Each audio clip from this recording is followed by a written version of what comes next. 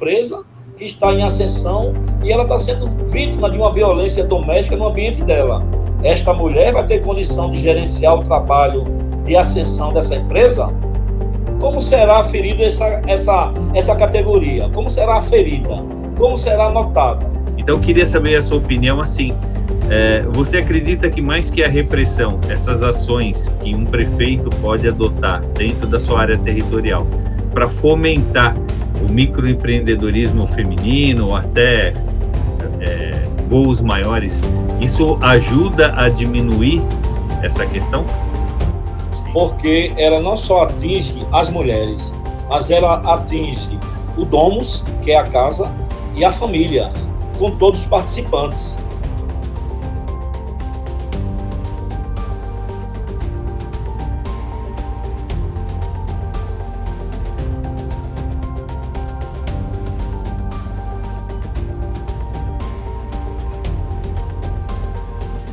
Olá, seguros! E você que está aqui pela primeira vez, seja muito bem-vindo, muito bem-vinda. Eu sou o Coronel Ramalho e esse é o canal Segurança TV BR, uma iniciativa da Slalo Consultoria e Treinamento e que tem como objetivo levar o movimento Sociedade Inteligente e Segura. Esse movimento, para você que nos acompanha e que está nos assistindo pela primeira vez, ele busca levar mais sinergia entre os setores público e privado, a fim de levar mais segurança às pessoas. Uma casa, um bairro, um condomínio, uma empresa, um município. E nesse episódio do Conexão Nordeste, abordaremos o tema Ações de Prevenção à Violência contra a Mulher, um caminho para salvar vidas. E como sempre, estou muito bem acompanhado do meu parceiro Luciano Nunes, da Ingeprod Luciano Nunes, que dará as boas-vindas ao nosso convidado. Luciano.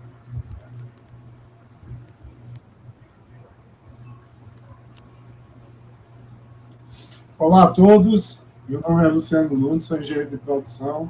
Estamos aqui com o nosso amigo Coronel Leandro, né, doutor em educação e especialista nessa área de violência contra a mulher. Né. Já passou aqui para o nosso programa, é nosso parceiro, e hoje vem nos brindar, né, com essa temática. Eu diria a Leandro para saudar a todos hoje no nosso programa. Boa noite a todos os ouvintes, boa noite a todos os participantes do programa e dizer que é uma honra participar junto com essa equipe numa discussão tão importante para o país, para os municípios, para as cidades e para todas as famílias. É isso aí. Luciano. Ok, Leandro, dentro dessa temática que a gente está vendo no país, né, eu queria que você fizesse um overview. Como é que você observa hoje a questão da violência aqui no nosso estado de Pernambuco, no Nordeste e no Brasil, para a gente começar esse bate-papo? Pois é, Luciane Ramalho, né? A discussão sobre a violência contra a mulher, né, ela foi novamente recategorizada, né? Agora a terminologia correta é violência doméstica e familiar. Sim. Porque ela não só atinge as mulheres, mas ela atinge o domus, que é a casa, e a família, né, com todos os participantes. Então essa discussão ela vem assumindo uma proporção muito grande no país, sobretudo em regiões, a exemplo da Sudeste e da Nordeste, que vem com dados crescentes no tocante à violência doméstica e familiar, com foco, aí sim, especialmente na prática do feminicídio, que é a violência contra a mulher em razão dela ser mulher, em razão de alguns aspectos referentes ao gênero. Muito bom. Pessoal, Leandro, na nossa passagem pelo CIODES de 2020 até 2022, a gente observava algumas ações do governo do estado e também políticas, boas práticas, né, em outros estados do Nordeste, como o Piauí mesmo, que a gente teve o prazer de conhecer os meninos lá, e eles tinham um aplicativo, aquela coisa todinha. Mas a gente observava que não existia, na época, uma conexão de ações entre, assim, por exemplo, o que o Ministério Público fazia, o que o Judiciário fazia, a Secretaria da Mulher, e até mesmo ONGs, né? Existiam várias ações, mas a gente observava que a gente não tinha como fazer uma condensação daquilo ali para prestar um atendimento mais eficaz. Com o passar dos anos, e chegando à atualidade, eu observo que as mesmas ações que tinham lá em 2020 de violência contra a mulher já existiam. E agora eu acho que estão dando uma voz maior. Você concorda com isso ou houve uma evolução? Na verdade, né, Luciano e Ramalho, o processo a gente poderia dizer que foi uma involução. Aumentaram os dados, né, estatísticos, e, por outro lado, os municípios, né, sobretudo as cidades, não apresentaram propostas viáveis de enfrentamento a um tipo de violência que remonta aos tempos bárbaros, né? Se a gente for acessar as múltiplas notícias de violência, sobretudo contra a figura feminina, decapitação, retalhamento de corpos, não é? Entre outros tipos, a gente começa a pensar, afinal de contas, né, em que era estamos vivendo? Estamos num contrassenso terrível, né? Estamos no auge, né, da esfera da digitalização das relações humanas, né? A gente não consegue mais sobreviver sem a tecnologia, e, por outro lado, a gente vem com dados alarmantes desse tipo de violência em todas as regiões, também referendando a primeira pergunta que você fez. Não é um fenômeno somente das regiões mais empobrecidas, né? Mas também de todo o país. E aí a gente vai a cada dia verificando que parece que as respostas que são dadas a esse fenômeno típico dessa violência não estão surtindo o efeito necessário, né? Basta ver que só em 2025 foram 1.470 casos de feminicídio. Variou pouco. Em 2024, foram 1.464 casos. Quer dizer, tudo bem que foram 6 vidas salvas, mas ainda os dados dessa realidade remontam a uma guerra contra o gênero feminino sem nenhuma explicação histórica. Então, a gente precisaria rever, sabe, essas práticas. É claro que tem ações exitosas em vários locais desse nosso país. É claro que há comprometimento de vários setores, mas falta alguma coisa do ponto de vista da articulação, do ponto de vista da integração, para que esses dados tenham uma redução significativa. Leandro, você como professor, assim, antes da gente entrar nessa parte do enfrentamento, a minha percepção é que isso é cultural, né? E aí você me colocou uma pergunta aqui: como é que a gente faz para sair da Idade Média na nossa cabeça, né? Onde achar que a mulher é menos que qualquer outro ser humano e que não é igual a nós, aos homens? Isso é uma mudança cultural que leva tempo. Então, assim, estarmos aqui conversando, acho que já é uma iniciativa. O governo faz muitas iniciativas. Eu acho que a grande pergunta é assim: como que a gente pode acelerar esse processo, né, dessa mudança cultural, para que a gente possa estar no nível de igualdade plena? Olha, Ramalho, realmente a sua análise ela é muito coerente, né? Ela é coerente no sentido de que, historicamente, essas questões foram atreladas a uma mudança de caráter cultural. Sim. Mas eu me preocupo muito, né, com essa perspectiva de uma análise antropológica a partir da cultura, porque cultura muda. Sim. E a cultura muda em razão da lei. Então, culturalmente, nossos pais, nossos avós casavam na idade de jovens e adolescentes.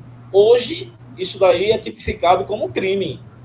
Então, durante muito tempo, por uma falta de resposta dos órgãos públicos, dos órgãos responsáveis, disseram que isso aí era um problema de natureza cultural. A sua análise está perfeita. Isso aí é a linguagem vigente.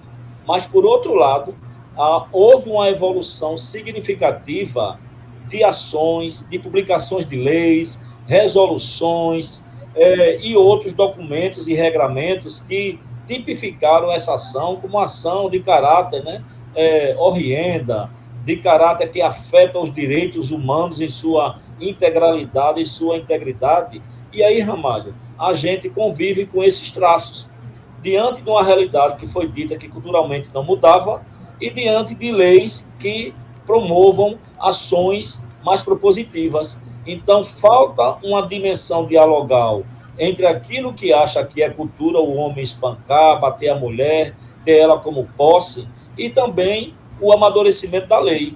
Você colocou uma situação crucial, né, muito importante. A lei, ela vem com um aspecto pedagógico para educar as pessoas a tomarem atitudes. Caso elas não tomem atitude, a lei prevê sanções. Mas você botou aí uma questão, um ponto principal nessa discussão, que ainda persiste a ideia cultural da supremacia do gênero masculino diante do feminino. Então, você está completamente correto. Por outro lado, como tratar isso em todos os ambientes, principalmente iniciando a discussão no ambiente de socialização das pessoas, que são as escolas, em parceria com as famílias. Muito bom. Obrigado, é isso aí. Luciano. Ok. Eu queria complementar uma situação aí, levando já para a temática, para uma visão mais prática. Enquanto comandante do 11º, eu me lembro que eu me deparei com uma ocorrência no Alto Capitão, e eu estava de serviço também à noite, fui para lá e ouvi o seguinte diálogo da mãe da senhora que tinha sido espancada, né? Aí ela disse assim: você acionou a polícia, eu quero ver, se ele for preso, quem é que vai garantir o sustento desses meninos. E isso me marcou muito, porque eu observei que na época, isso foi 2017, não tinha uma rede de acolhimento. A rede de acolhimento, se você for ver na prática, Ramalho, aqui, principalmente aqui em Recife, acho que a pronta resposta que existe em bairros como esse que eu estou dizendo, que é Casa Amarela, Os Morros, é a agente de saúde, né? Sim. Então, o que eu vejo é, às vezes a gente tem programas, a gente tem medidas, a gente tem toda essa situação, mas ela não consegue ver como é que isso aí vai atender na prática. Porque eu observo, não sei se Leandro concorda, muitas vezes a mulher está subjugada pela questão econômica, né? Então, vê, se a mãe dela disse para ela, tudo bem, quem vai tomar conta desses 4 meninos aí que você tem, se ele ficar preso, entendeu, Rafael? A minha pergunta é, nessa evolução, você observa que os órgãos, as medidas que são tomadas, estão visando entender a realidade na prática, ou seja, ir no território e ver como é que a mulher está lá, porque muitas vezes eu acho que isso não está sendo visualizado, entendeu? Perfeitamente, Luciano. Essa sua discussão é muito forte, porque uma das formas mais marcantes, né, na nossa sociedade, que é capitalista, de supremacia do gênero masculino sobre o feminino, é a dominação econômica, que a legislação, e sobretudo a Lei Maria da Penha, categoriza como violência patrimonial. Eu detenho o patrimônio da minha companheira, da minha esposa, da minha namorada, e a subjugo à minha vontade na realização de consumo. Isto é muito forte, porque condiciona as mulheres, né, claro, não são todas, a uma situação de dependência do gênero masculino, do marido, do esposo, do companheiro, fazendo com que ela dependa dele praticamente para satisfazer suas necessidades mais básicas, né, de consumo, suas necessidades de sobrevivência, de subsistência. E aí, Luciano e Ramalho, uma das questões importantes que a gente precisa perceber é que a discussão econômica de empoderamento do gênero feminino, ela às vezes é esquecida na hora das discussões das políticas públicas, né? Não se vê aquela visão empreendedora, aquela visão formativa para a mulher, a fim de que ela consiga se subsistir e consiga minimamente ter sua independência. A não ter a independência financeira, ela fica subjugada a uma relação de dominação, né? A uma relação de supremacia de uma pessoa sobre ela, no caso o companheiro, o marido, o esposo, com quem ela mantém uma relação. E, sobretudo, no caso, quando tenha filhos, essa relação ela tem uma extensão maior. E no caso que tenha filhos e pais da companheira, a relação vai se ampliando de dominação. Por isso que a terminologia é violência doméstica e familiar, porque atinge todos os entes da família a partir da dominação que se tem sobre a mulher. Eu estava aguardando... Leandro, vê só, em 2021, Não, pode falar, fique à vontade. Vou falar, Ramon. Em 2021, Leandro, eu não sei se você está lembrado, teve aquela campanha que o pessoal pegou, inclusive uma chamada do Copom de São Paulo, que a pessoa pedia pizza, aquela coisa todinha, né? E aí eu me lembro que aqui a gente teve a disponibilização de uma câmera de uma pizzaria lá em 2 Unidos, né? Onde o cara foi tentar bater na mulher lá, houve a chamada via 190 e a gente conseguiu chegar e fazer aquele atendimento rápido, né? Mas eu observei naquela época que havia uma necessidade muito grande de se falar o que se tinha disponível, mas não se mostrava os dados da efetividade da ação, entendeu?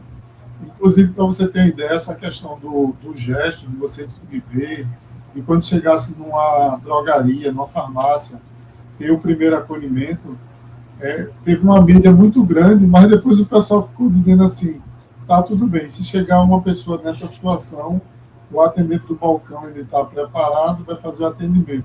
Mas quem vai garantir agora a segurança do atendente do balcão? Da farmácia, entendeu? Pois é, Luciano. E agora aqui em Pernambuco, Ramalho, criaram uma dinâmica bem interessante, que não deixa de ser criativa e que não deixa de ser também importante do ponto de vista da divulgação, que é o Carro do Ovo. Então, tem várias ONGs que compõem o Carro do Ovo, convidam as mulheres, sobretudo, inclusive, na área onde... Explica, Ramalho, o que é o Carro do Ovo. Eu ia pedir para você explicar para o pessoal aqui do Sudeste. Isso, o pessoal do Sudeste, que é o Carro do Ovo. Geralmente é um veículo tipo Kombi, né, ou perua, que sai vendendo bandejas de ovos a preços populares, né? E aí ele tem um megafone muito parecido, né, com aquele filme Lisbela e o Prisioneiro, que foi gravado aqui em nossas terras pernambucanas e que fez tanto sucesso aí em todo o Brasil, né, com aqueles atores importantíssimos, né, que tivemos aqui, o prazer de ter eles aqui, né, em Pernambuco. E aí o Carro do Ovo sai ofertando ovo nos bairros populares. Então as pessoas se aproximam, sobretudo as mulheres, para comprar, né, esse gênero alimentício que é tão importante, né, é tão relevante aqui para a nossa cultura nordestina e também para todo o país como uma fonte barata, acessível de proteína. Então as pessoas são chamadas com o megafone. Então teve uma ação aqui que iniciou essa semana muito importante, né, que tem que ser aplaudida, né, por organizações aqui de Pernambuco, onde as mulheres vão para o Carro do Ovo, né, são convidadas, elas recebem 4 ovos, né, logicamente, numa doação das ONGs, e são distribuídos folhetos e informações para elas sobre onde procurar os canais competentes para denunciarem casos de violência doméstica e familiar, tentativa de feminicídio, entre outras coisas. Mas aí eu quero responder a brilhante pergunta do nosso amigo Luciano. É que essas medidas, elas são importantes, eu não estou retirando a importância dela de forma alguma, mas elas não garantem uma efetividade diante da complexidade do nível pelo qual se encontra a questão da violência doméstica e familiar com foco no feminicídio. É um passo importante, mas nós já deveríamos migrar desta ação para outras mais formativas e outras mais integradoras dos órgãos pelos quais tem a responsabilidade de zelar pela segurança pública, né? Do Ministério Público, das polícias, sejam civis e militares, das organizações não governamentais, né, das igrejas, das comunidades e, sobretudo, daquilo que você tanto fala, Ramalho, do município inteligente e saudável, que se preocupa também com as suas mulheres do ponto de vista de ter uma cidadania plena. Eu ia falar exatamente nesse ponto. Leandro, concordo com você, queria até pontuar uma outra situação, a importância da gente entender, muitas vezes, a base, né? Quando eu falei a questão da agente de saúde, eu me lembro que em 2017 também, na véspera do Natal, era um sábado, e 2h pouca da tarde, o pessoal ligou para mim, eu tinha 32 equipes lançadas no terreno, e eu estava com 21 na delegacia. Dessas 20, na delegacia de plantão aqui, só para a Ramalho entender, o plantão aqui de Recife, ele funciona num único local, não tem no bairro. E aí você vai pela linha de espera.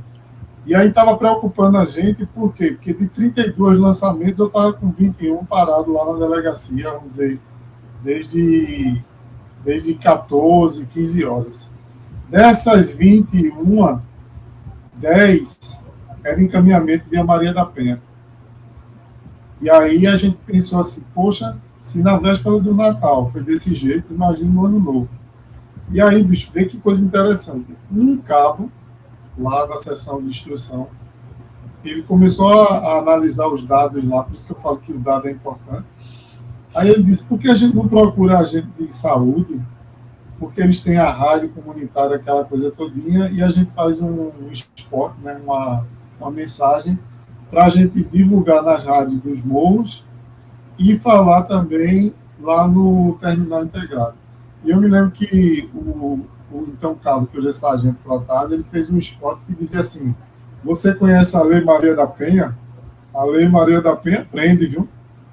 Vamos ter cuidado, era uma coisa mais ou menos assim.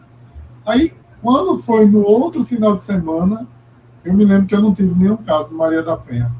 Nem no dia 31, nem no dia 1. E depois a gente conversando com a agente de saúde, ela disse, a gente precisa divulgar mais, a gente precisa mostrar mais às meninas que não é normal elas apanharem, entendeu? Isso aí é uma coisa que eu gostaria de socializar com vocês. E saber de você, se com a evolução ou em evolução, se você concorda que as coisas têm que ser mais mão na massa, como o Ramalho diz, né? Para chegar em quem deve ser atendido, que é a mulher, entendeu? Veja o exemplo brilhante que você deu aí, Luciano. Não foram nenhum promotor, nenhuma promotora, nem integrantes das forças operativas da segurança que possibilitaram uma mudança de dados estatísticos referente à violência doméstica e familiar ou violência contra a mulher no sentido lato. Mas foram os agentes comunitários de saúde, que é justamente referendando aquilo que Ramalho tanto fala, é a mão na massa. Quem é que está com a mão na massa que bate na porta de seu José e Dona Maria para fazer o levantamento de saúde? Qual a pessoa que não abre a sua porta para receber um agente comunitário de saúde, comumente chamado de ACS, para verificar as endemias, os problemas que tem toda a família? Então, todo mundo recepciona ele. Então, na hora que ele ou ela, o agente de saúde, a agente de saúde, entra na residência, a pessoa tem acessibilidade a ver aquele locus. Aí, Ramalho, a questão cultural é importante, porque ela vai verificar que Dona Maria, seu João, já não está mais com aquela receptividade de 15 dias atrás. Está acontecendo alguma coisa fora da ordem, né? Alguma coisa está impactando nas relações de convivência intrafamiliar. E aí pode ser diagnosticado, pode ser pontuado casos iniciais de violência, né? Um simples interruptor com marcas de chamuscamento, né? Um botão de um botijão de gás quebrado, né?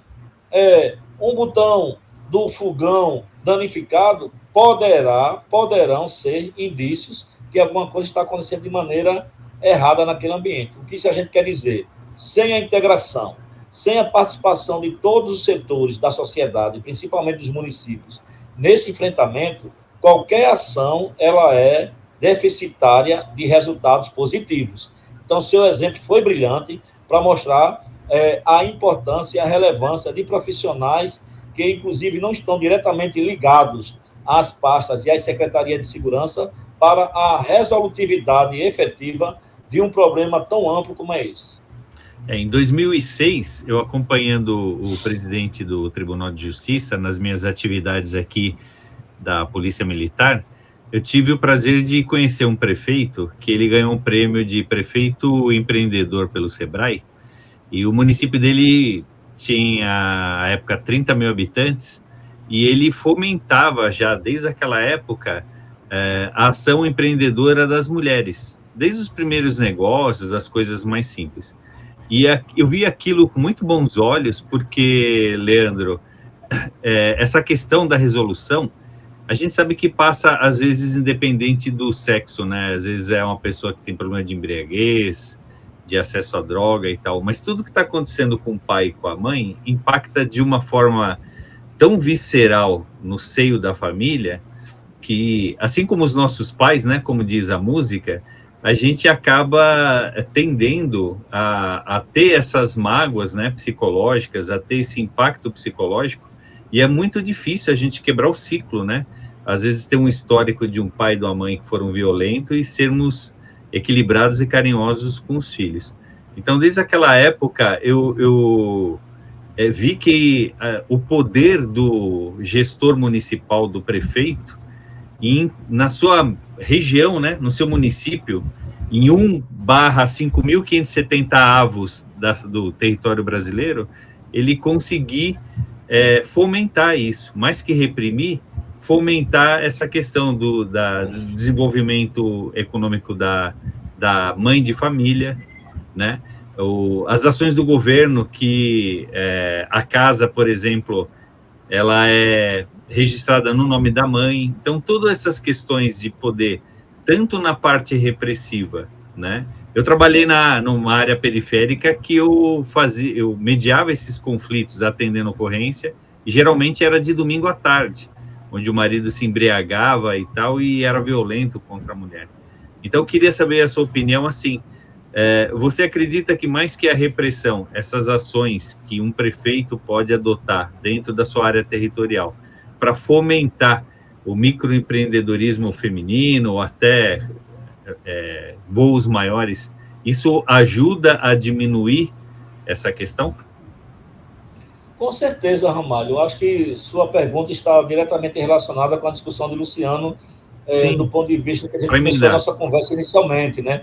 A economia. Então, vocês imaginam, uma mulher agredida, uma mulher arranhada, uma mulher machucada, violentada, ela nunca vai procurar um sistema externo para mostrar aquela realidade dela. As clínicas de estética trabalham os valores das mulheres que se autovalorizam, que têm uma autoestima diferenciada. E quando essa mulher também, que é vítima, ela começa a trabalhar a dimensão empreendedora, ela alavanca a economia municipal, né? Ela vai ter espaços de cursos, ela vai ter espaços de consumo e, quiçá, também até levar os seus maridos, né? Que hoje os homens estão enveredando muito nessa dimensão também da valorização da sua apresentação pessoal, da valorização estética. Então, esse seu exemplo foi brilhante, porque o gestor empreendedor, né, nós estávamos conversando com um deles essa semana, ele tem que olhar para esta atividade colegiada de formação, do enfrentamento à violência contra a mulher, como atividade que vai alavancar a economia do seu município, né? Já imaginaram, um exemplo hipotético, um determinado prefeito organizar um concurso da melhor mulher que trabalha na área gastronômica, da melhor mulher do ponto de vista que trabalha com a estética, da melhor mulher que trabalha a sua atividade evangélica, a sua atividade de evangelismo. Então, ele tem N possibilidades, da melhor mulher que trabalha na atividade gerencial em seu município. Claro, isso daí em parceria com o público masculino, né? E a gente tinha conversado anteriormente com o Luciano que a gente não pode esquecer nunca de que uma atividade formativa, empreendedora dos municípios tem sim que envolver o público masculino como copartícipe, como companheiro de suas companheiras, para que ele compreenda que uma casa a duas mãos é melhor que uma casa apenas com uma mão. É isso aí. Obrigado, é isso aí. Obrigado. Luciano. Ok, Leandro. Eu acho que Ramalho caiu a rota. Referendando o que você está pontuando e Ramalho falando, né, a questão do privado, a gente está muito no privado hoje também, né?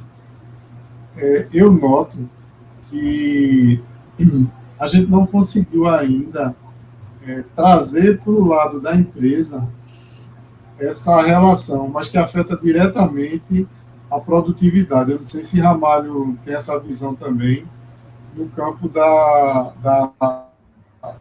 iniciativa privada, né? Eu falo isso do público porque a gente observava, e Ramalho e Leandro podem até pontuar aí, aquelas nossas policiais, às vezes, que estavam imersas nesse problema de violência doméstica, a gente observava uma queda de produção, né, um distanciamento, e isso levava a problemas de saúde mental. Você concorda, Leandro, com isso aí? Perfeitamente, Luciano. O ambiente de interação feminina não está com exclusividade nos ambientes externos, né, nos ambientes públicos, mas também no ambiente privado, né?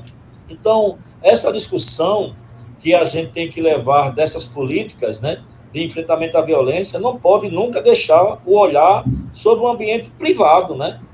E aquele que é o empreendedor, aquele que é o gestor, aquele que é o mantenedor das suas empresas, indústrias e empreendimentos na área privada, ele tem que acender a luz amarela ou vermelha para verificar como estão ocorrendo as relações intergêneros na sua empresa. Porque você sabe muito bem que elas podem ter rebatimentos previdenciários sérios, né?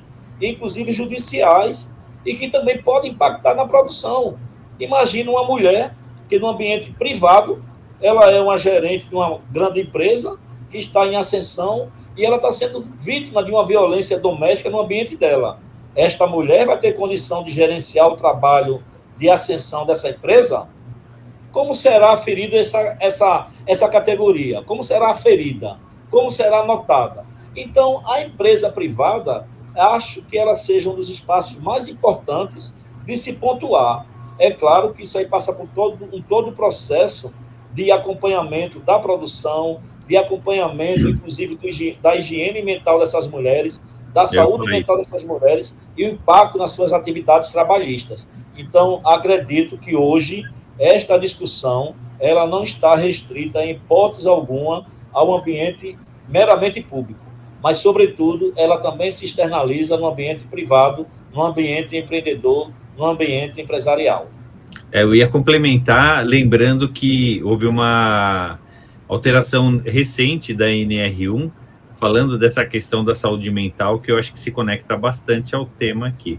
Mas a pergunta que eu ia fazer para Leandro é assim, eu vejo com bons olhos, Leandro, eu gostaria de saber a sua opinião, com relação à questão do homem, que é o agressor, ao invés de ele ser encarcerado, ele utilizar as tornozeleiras eletrônicas. Eu acredito que, às vezes, por uma questão cultural e tudo mais, e de manutenção da família, mesmo ele não tendo proximidade com a mulher, é mais benéfico para a família ele estar com a tornozeleira eletrônica a ser encarcerado. Qual a sua visão aí sobre esse tema?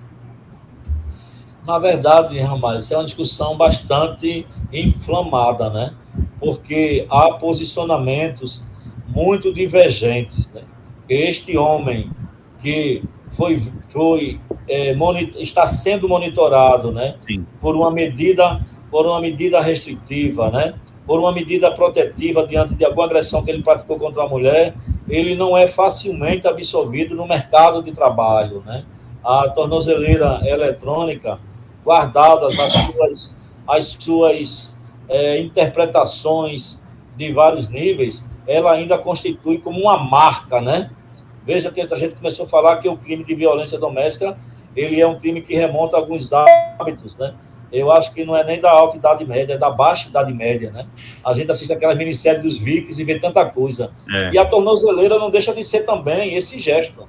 É claro que a tornozeleira ela é muito importante para monitorar esses agressores, mas ela tem que vir acompanhada por toda uma gama de ações, né, municipais, estaduais e federais, do ponto de vista da não reincidência deste elemento, né, o qual está sendo monitorado, né? Há divergências em vários estados sobre a utilização dela, mas ela, no momento, constitui, né, guardado as suas limitações, constitui um instrumento importante para que aquele agressor ele não repita, não seja reincidente ao ato qual ele praticou. Mas, mesmo assim, precisamos aprofundar mais a eficácia desse instrumento do ponto de vista daquele assunto que tratamos aqui anteriormente, que é a ressocialização de um agressor. Será que ela atende todos os objetivos pela qual foi proposta? Será que mereceria algumas outras ações? Algum acompanhamento, por exemplo, do município do ponto de vista produtivo? Vamos imaginar. Será que, por exemplo, os agressores, aqueles que usassem tornozeleira eletrônica, poderiam fazer alguns trabalhos do ponto de vista empreendedor para gerar rendas para aquelas mulheres que eles agrediram? A renda não é para ele, não. A renda foi para aquelas mulheres às quais ele agrediram. Então, veja como tem algumas limitações e iniciativas que poderiam dar um up, né, para essa medida importante. Tem uma outra questão que, se o Luciano me permitir, só para engrenar aqui, Luciano, me perdoe, é assim, a gente vê muitas letras de música sertaneja que relatam tragédias, né, que num ato impensado, a pessoa comete uma agressão, e às vezes uma agressão irreversível, no caso aí o específico do feminicídio. Então, a minha colocação é justamente nessa, né? Ao invés de estar encarcerado, ele estar livre para poder contribuir de algumas outras formas, como você muito bem colocou. E parece que tem uma decisão recente de um funcionário que foi demitido devido a estar com a tornozeleira eletrônica, e ele foi beneficiado com uma indenização. Só para complementar aqui, eu concordo com a sua opinião. Luciano. Leandro, nesse aspecto aí, como é que você vê hoje a questão de... Há muita divulgação, né? Mas, assim, a capacitação, principalmente do efetivo que está mais próximo, né? Que é as guardas municipais. Como é que você observa hoje esse nível de capacitação desses profissionais, né? Já vista que a Senasp, ela está com muita divulgação, essa parte todinha, mas como é que está esse mercado hoje? Eu acho, Luciano, respondendo também a pergunta de Ramalho e a colocação que você fez anteriormente, todo mundo tem um jargão aqui no país, né? Sem educação, a gente não muda o país. Sem educação, a gente não muda as pessoas. Mas que prioridade eu estou dando para essa mudança? Eu, como gestor de um município, eu, como uma gestora de município, que prioridade eu estou capacitando meus integrantes, capacitando meus munícipes a terem, pelo menos, o conhecimento de qual protocolo utilizar para esse tipo de violência em particular. Então, isso é muito importante, porque a gente precisa sensibilizar não somente as mulheres, mas os homens, as meninas, os meninos, a compreenderem que este fenômeno é responsabilidade de todos. Recentemente, tem vários regramentos do MEC, né, sobretudo de vários gestores, os quais também eu conheço, até pessoalmente, né, de outras tratativas, com bastante ação focada na escola, né? As legislações que saíram agora são muito pertinentes, e para todos os gestores e gestoras que estão acompanhando esse brilhante programa, o plano de enfrentamento ao feminicídio, o qual os municípios estão sendo obrigados a realizar, praticamente expirou o prazo. Então, você gestor e você gestora, você tem que procurar uma empresa que capacite, né? Procurar um órgão que lhe credencie a apresentar um plano municipal de enfrentamento ao feminicídio. Você não apresentando este plano, você está afastado do contingenciamento e do fornecimento de recursos de diversos órgãos, seja o governo federal, sejam órgãos internacionais, que lhe ajudem a enfrentar esta realidade de maneira estrutural, ou seja, com recursos. Então, você, gestor e gestora, já sabe muito bem que essa exigência legal, ela vai depender de uma ação prévia sua. Que ação prévia é esta? Eu preciso capacitar o meu corpo administrativo, eu preciso ter um espaço para que esse meu corpo ele fomente uma elaboração de um documento consistente, como o Ramalho muito bem diz, com muita propriedade, mão na massa, para que impacte nas mulheres às quais eu sou responsável. E nesta capacitação eu não posso, em hipótese alguma, deixar os homens de fora, não. Eles vão compor também. Sim. Não só os meus secretários, minhas secretárias, meus funcionários administrativos, não. Meus munícipes, sejam homens ou mulheres, irão participar deste momento.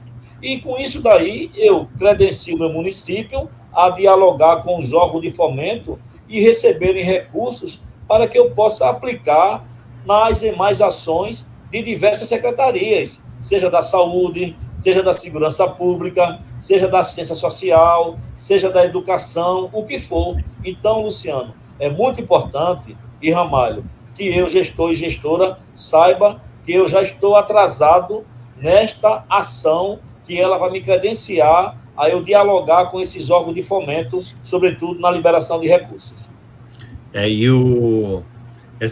Se não há a capacitação, o nosso valoroso agente público, ele vai fazer esse atendimento de acordo com o que ele conhece, com o que ele vive, de forma empírica. Então, nada mais inteligente buscar essa capacitação. Leandro, num relatório recente, eu li aqui que, com relação ao parente que cuida de um idoso, né, 95% são mulheres. Então, veja o papel importante que todos nós sabemos aí, que ela faz junto à família. E quando essa violência contra a mulher é contra a mulher idosa, aí não tem o que se discutir, né? Eu acho que o cuidado é muito maior e a demanda pela capacitação, ela deve ser muito mais importante e necessária nesses termos. Não é isso mesmo? Com certeza, Ramalho, até porque a violência, né, contra a pessoa, né, contra o idoso, ela é uma violência, né, contra a cidadania. Sim. Aqui em Pernambuco nós realizamos uma capacitação, né, eu participei, inclusive a nossa coordenadora foi a própria mulher que deu origem à lei, né, a doutora Maria da Penha, em parceria com o Instituto Maria da Penha, que é da Universidade Federal Rural de Pernambuco, né, o qual é um destaque, sabe, Ramalho e Luciano. Luciano conhece um pouco em todo o país, né? E aí, o nome do curso era Curso de Defensores e Defensoras dos Direitos à Cidadania. Eu até fiz um comentário aqui no chat com a própria Maria da Penha, porque realmente a escolha do título do curso, ela brilhantou. Porque quando se agride uma mulher idosa, quando se agride uma menina, quando se tem abuso sexual contra os adolescentes, eu estou afetando a cidadania do meu país.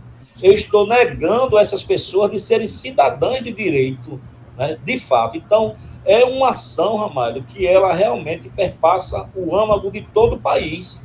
Se um país convive com esses dados de 1.470 mulheres mortas, somente no ano de 2025, a gente não pode nunca, mas em hipótese alguma, dizer que somos cidadãos e cidadãs de fato. Alguma coisa está fora não só da ordem mundial, não só da ordem nacional, estadual, municipal, mas está fora da nossa Constituição enquanto seres humanos. Isto é muito sério. Então, em hipótese alguma, o município pelo qual você tanto defende, né, do ponto de vista dele ser inteligente, ele pode conviver com esses casos. Quando o gestor diz, no meu município só teve 2 casos de feminicídio, viu, Coronel Leandro, Coronel Luciano, Coronel Ramalho? Ele está dizendo que ele está convivendo com a anticidadania no município dele. Eu tenho que, de uma certa forma, ter políticas e ações para que eu possa minimizar ou zerar esse índice terrível, para que eu possa efetivamente dizer, eu sou um prefeito, eu sou uma prefeita empreendedora que luto pela cidadania do meu município. Muito bom. Obrigado. Luciano? Leandro, a gente sabe que você está desenvolvendo um trabalho aí na área, né, que você é consultor também, tanto para a segurança pública como privada, e você já nos presenteou aí sessão e rebatimento no campo privado. O que é que você está desenhando aí que pode ser ofertado aí para os municípios em termos de um produto que vai capacitar e vai possibilitar aos gestores um diagnóstico de melhor acolhimento dessas mulheres, bem como de buscar formas de inovação e um atendimento customizado dentro do município? Pois é, Luciano, há mais de 15 anos que eu venho abordando essa temática, né, inclusive com atividades práticas, né, nos trabalhos onde nós desenvolvemos um acompanhamento personalizado, né, diante dessa questão das formas de violência, e aí estamos na fase de ideação, de apresentar, no primeiro momento, né, uma proposta, né, de elaboração conceitual, mas, sobretudo, focada em ações práticas, de ações que enfrentem ao fenômeno da violência doméstica e familiar, com foco no feminicídio de maneira integrada, no qual a gente envolva a sociedade civil organizada e a gente envolva os órgãos públicos. e também, sobretudo, pegando o gancho aí de Ramalho, a gente usando a tecnologia ao nosso favor. A gente reclama tanto da tecnologia que ela expõe um mundo diferente para os jovens, né? Isso é verdade, até porque ela também fomenta a agressividade, mas a gente ainda está tateando em utilizar essa tecnologia ao nosso favor para que ela também notabilize aqueles agressores. Então, a gente está bolando um modelo de capacitação que a gente possa fazer a escuta permanente, aliada à elaboração prática de estratégias onde as mulheres e os homens comprometidos com a antiviolência possam ter um canal, né, não só de denúncia, mas um canal que possibilite um fluxo que identifique aquele provável agressor, aquele possível agressor, antes dele perpetrar a ação. Porque depois que ele perpetrar a ação, vai virar estatística e vai virar narrativas que a gente vê nas mídias sociais. Sinceramente, aqui em Pernambuco, e também a gente vem acompanhando outros estados, estamos cansados de escutar as mesmas narrativas. Se vocês perceberem, colocar as narrativas paralelas de 3 casos, escolham 3 casos em 3 regiões do país, vão perceber que o modus operandi é praticamente muito próximo do outro. Ora, se a gente sabe que o modus operandi é muito próximo do outro, nós podemos elaborar propostas preventivas e econômicas e tecnológicas e inteligentes que possam enfrentar esse fenômeno e diminuir, minimizar e, quiçá Deus, zerar em determinada municipalidade a agressividade contra as mulheres e as meninas, as quais são vítimas constantemente. E a nossa proposta principal é fazer essa capacitação de maneira integrada e entregar um produto conceitual, prático, operacional, para que o gestor e a gestora possa aplicá-lo na sua realidade. E não só isso, Luciano e Ramalho. A gente vai fazer o acompanhamento permanente do nível de satisfação desse produto. Se a satisfação não tiver concernente aos nossos objetivos, a gente muda. Se ela tiver, a gente agrega as outras estratégias. Então, é a vontade de resolver realidade em parceria com o compromisso do gestor e da gestora. Muito bom. É bom saber que a gente tem esse tipo de possibilidade. E aquilo que a gente sempre fala, verba existe, né, Leandro? Basta ter um bom projeto e ir lá buscar para poder implementar isso. A gente está chegando aqui à questão da nossa limitação de tempo. Eu gostaria que Luciano fosse fazendo as considerações finais e passasse para Leandro. Por favor, Luciano. Ok, Leandro, agradecer aí a sua presença, né? Avisar a todos que a gente vai deixar os contatos de Leandro aí também. Sim. Quem tiver interesse de entender o projeto, né? Entender como é a didática, como é que ele vai se desenvolver também, porque o produto que o Leandro está desenvolvendo hoje, o projeto, ele tem todo a ver com o produto que nós 3 estamos desenvolvendo também, que é o escrita de projetos, né? Então, a gente pode fazer essa sinergia com o projeto do Leandro, né? E levar essa temática para uma configuração dentro do município, independente do tamanho dele, né, Leandro? Não quer dizer que um município de menor tamanho populacional e um de maior população vai ter uma dimensão maior no projeto. Aí, eu entendi que você vai customizar ele de acordo com a realidade do município. Então, assim, dentro dos preceitos dos projetos que a gente está falando, né, Ramalho? A gente pode desenvolver para qualquer tipo de modelo de município. Então, agradecer sua presença. A gente vai colocar aí o link para contato aí também. E a gente fica à disposição também, Leandro, se você tiver novidades para trazer aqui para o canal, para a gente poder divulgar e apoiar essa causa que é tão nobre, né? E que nos afeta, né? Porque, apesar de sermos homens, sermos pais, a gente também é afetado por essa violência, porque temos irmãs, temos mães, né? E temos amigas também. Isso aí eu acho importante hoje, esse debate, eu acho que valoriza muito esse ponto. Leandro? Gostaria de agradecer profundamente, né, aos amigos Ramalho e Luciano pela oportunidade. Gostaria de reforçar aos ouvintes do canal que essa discussão, além dos muros acadêmicos, além dos muros retóricos, ela tem que vir para cá com solução, com resolutividade. E eu fico aqui pronto à expectativa, né, de trazer algum modelo operativo que algum gestor e alguma gestora queira fazer, até para que este canal possa mostrar que o gestor A e o gestor B assumiu essa responsabilidade em querer resolver. E a gente desejar que realmente, no futuro, possamos ter uma sociedade onde a gente venha para cá comentar sobre as possibilidades de evidenciar as qualidades das mulheres, das meninas, de todos, e que a gente possa ter uma cidadania realmente plena. Obrigado a todos e a todas. E o meu recado final é assim: você, prefeito, né, vá buscar isso, você tem esse poder e essa responsabilidade. Você, cidadão, homem, entenda que nós não temos essa posse, nem somos mais que as mulheres, e vocês, mulheres, desde a mais tenra idade, procurem pedir socorro. A gente sabe que o perigo sempre vem das mãos, então aquele gesto que qualquer policial vai saber identificar. Se o agressor vier para cima, aprenda as técnicas de defesa pessoal, por exemplo, o chute no saco escrotal do homem agressor.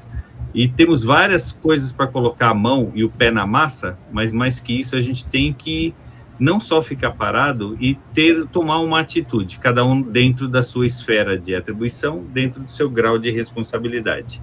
A gente vai terminando por aqui o programa. Eu agradeço imensamente aqui os meus parceiros, companheiros de programa, e se você gostou, indique aqui esse conteúdo, porque esse assunto ele é muito importante. Nós temos que quebrar esse ciclo e não basta somente a lei. A gente vai utilizar tecnologia, conhecimento, bate-papo, humor, e vamos fomentar isso, vamos acelerar esse processo. Muito obrigado a todos pela audiência, ficamos por aqui, agradecemos inclusive o apoio do Lucas, que está nos bastidores nos apoiando. Muito obrigado a todos e até o próximo programa.